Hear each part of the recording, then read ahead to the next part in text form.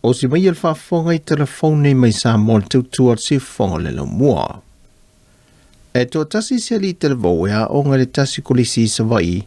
na maliu se whaalawilau tau ta vale le pole a safarilin te neile a fionga pōpua. E tō tasi le ua maliu, ma le tō lua lo tāo fiel fale mai tō sivi, mōni manu anga mai le whaalawilawe. E reporti a se tasi o mole mau na ieli te mina tupoi le whaalawilawe, na ia tā ua le tā vale na ngai mai sa lolonga ya ngai li tuatane, ma e whaisi sao sao teli lana wa ai, ma e na tifai tua male awala, ma a fie male to tolu e pe ona tā ua. Tā ua le mole mau, o le ua maliu, o le pitolo na ofu na la vea le tā vale, ma anu lava le tā vale matoso, sa i o ina a fie le pao le tā vale. O le isi to o lua na vaveo na feo sofi tua, peitai na maua fo I la ua le tā vale, mai ele pei o le lavea o le ua maliu. O lo tau fia li te lavou e to lua le maota ngā se to sivi. Mai wha pere report te le mōni mau o ia na mo e soa soa nila na ua maliu. Peitai e taunu watu ua maliu lava, I le onga o na manu anga ilo na ulu. E tupun wha lave au whaia le tau sala se tasio e ka le sia. Wha lia le sui komisino leo wa paulongo I tino Filipo, o lo masalumia e o nā le na ave ina le tā vale. Mai o lo tā fia leo, e le mōli ango le ave tā vale whaata mala, wa maliwe seisi. Mai o le tā mai titi le ua la vea, o lo le vasenga se fulma le lua, e wha uma le vaiaso nei anasu e ngole sasala si. Au le tā ina li tulai se fulma le lua le awa ule la sfarailen te nei, e tā punia ele avanoa e toe wha au iai I tua se swafo se suitau wā mōwhai ngā pālo talaiti. Ai toi wha ama amululoa le sui tau vā le vang whao puwhai le tau tua Samoa, mai li tu maloa le patai tu pai lalo, le susu ngā sua Samuel sua.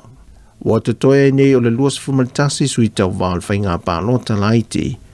Lea o le au lātou tau whauina na foe fitu le pāle mene, le wawa noa mai whai ungo whamasi nongo whai ngā pālota. Toi to lua I nei sui o le atau whao I le fōa le tu maloa le patai tu pa I lalo. O le tō whawhanga sea li I sa po a whiangia I o le vahenga whao pu whai le chapipi. Ma le whionga whale ma vahenga titi mai a te fua. O loo tau wā mo le tanga vai a le whātua tue le tua Samoa wa tasi. O loo tu maule to o se fulu o sui a le vahenga whao pu whai le fast, to iwa mo le chapipi. Ai o isi sui tau vai to lua a to iei le lua se fulmal tasi, o sui tu to tasi. Wa ngā lulue whātasi ne le ofiso le fono o le ofiso le mpasa o Amerika, e whātau nu se pulkalame whaalea o onga whaapitoa mō tupulanga televou. O le o onga leo le a o inai tu mai maanga wā, e le whailo le ma whaasoa I tūlanga o tiu te whai whaapāle mene, o tiu te whaatino ma tiu te whaia se sui mamalu le pāle mene, ai maise o ana ngā ruenga whaatino o se komiti whaapāle mene. O whanau nonga I o le ofiso le fono a wao whaitu la fono, e na ia whaasoa tuaile to mai maanga waa, e wha oa I nai tupulanga televou. E se laulima se fulua avano wa te tala nei tupulanga televou, o loo wa wala au lia tālo sanga mai le ofiso le fono mo ia avanoa, ai o le aso se fulma le whai le aso se fulma le limo te sema,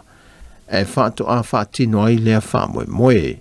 O fuafuanga nei le ofiso le fono, e whaia I tausanga uma. Ua whaalia te te o le tua ngai tu le epa lupe soli aisa I lele maliele ngoi, ua o se tonga fiti whaato sina tuaitanga te pālota, e le tau fiale le tu maul te tongi no la fonga whaife au, a o loma whai ngā pālota la iti ua whaita waso, lona whaatau no wina. E le whailoa inga le te itai o le tua ngai malau tu stala le vai aso te nei na ia whaalia ai, o le whaavai e iwas fumaltasi o loo manino ai, e nā o le pale mene la tau te ilo ina, le whaamalo sia o se suinga o se tu la fono, o le whaai unga le vai aso te nei, na whaasilsila whalawai tele le minsta o tupe maua le atu nuu, le whionga tuala I o sefo Bonifacio, le tau fia le tu maule al tutongi no la fonga whaifi au tau sinu, au whanga solo I loilonga e pei o na pāsia le pāne mene. E le fontangal te itai o le tua ngai malau tu stala, na ia whaalia e tōrus fumalevalu e kāle CSS e tutono le atunu, ma a whai e tau fiel tongi no la fonga whaifi au tau sinu, o lona winga, e te taula o na toi tongi atu la fonga whaifi au ia na amata tutongi la tau la fonga, mai le tausanga lua fes fumalevalu. Taluai nei na whaalia le whailo tuso le kāle CFA ka sai le atunu, na pālota o ia mole fast na ia tau fia le tutongi o la fonga whaifi au, ai le pālota mole fast na ia ilo tu la fono, o le taimi nei o lo wha wau le whaanga solongo le ilonga, o le whaatala noanga o le mata upo, mo le tongi no o la fonga whaifi au tausi no. O lo wha wina pesa mo le to tasi lo le tangata na a fie le sia mo le wha mai o le COVID-19 fulwiva, mai e na o se ta masa mo na malanga ma toi fo mai malonalo,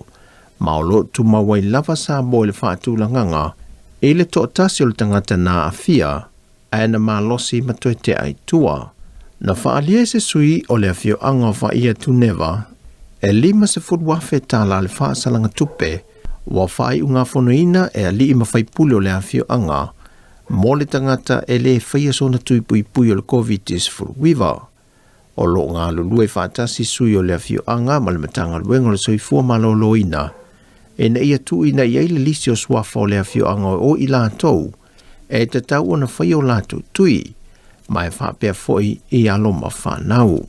Na whaftai e le fionga le tamaitai pāle mia, fia me Naomi mata afa, e lātou ia wa iaile wha amoe moe fiso swani le matanga luenga le soifua maloloina, ai maise lava le pui o le atunu. Peitai, e le o iaise whainga le malo e wha malo si ai i lātou e mumusu, e wha atino le tui pui ai lātou. Wata mai le pui ngā tangata mātutua le a matatu se fulwalu tau sanga le mātutua a ngā i lunga,